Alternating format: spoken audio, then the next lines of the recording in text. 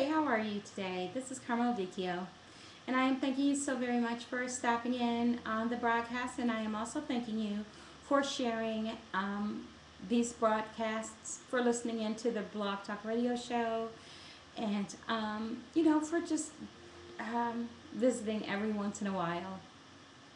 I wanted to come to you guys just on a brief note.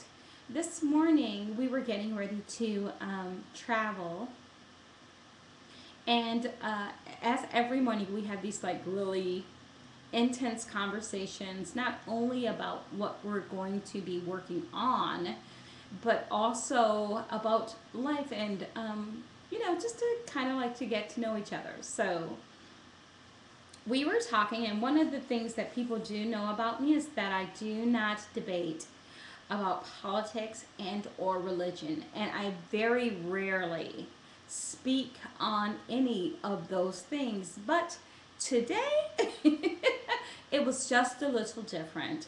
The reason being is, well, I won't say why, but let me just say this. Someone asked me, Karma, is God a male or a female? And so me, being my little, happy, cheery self, I said, God's not either. God's all things to all people. But if I had to give God a gender, I would never do that. But I can tell you that if there was something that I could define my God as, I would say that God were a number, and its number is pi. And they were like, what? Yes, the Kabbalah states that the master number is 11. And if you add a number to each number, so 1 and 1 is 2, 2 and 1 is 3, like that, 3 and 3 is 6, 6 and 4 is 10. If you continue to do that, you would get to the master number, which is 11. But if you stop before 11, then your structural number or your master number would be 8. 8 would turn in and upon itself. Anyway, to make a long story short, and without deviating or digressing into a totally different story or whatever, I stated to them the reason that I would give God the defining element, which is not non-defining at all, is due to the fact that the word pi, which is the 16th character of the Greek alphabet, equals 80. And 8 plus 0 equals 8. And 8 is the infinite number turned on its side, from whence all things come and from whence all things go. Okay, so anyway, I said if God were a thing, it would be pi. And the reason that it would be pi is because as it is above, it is below.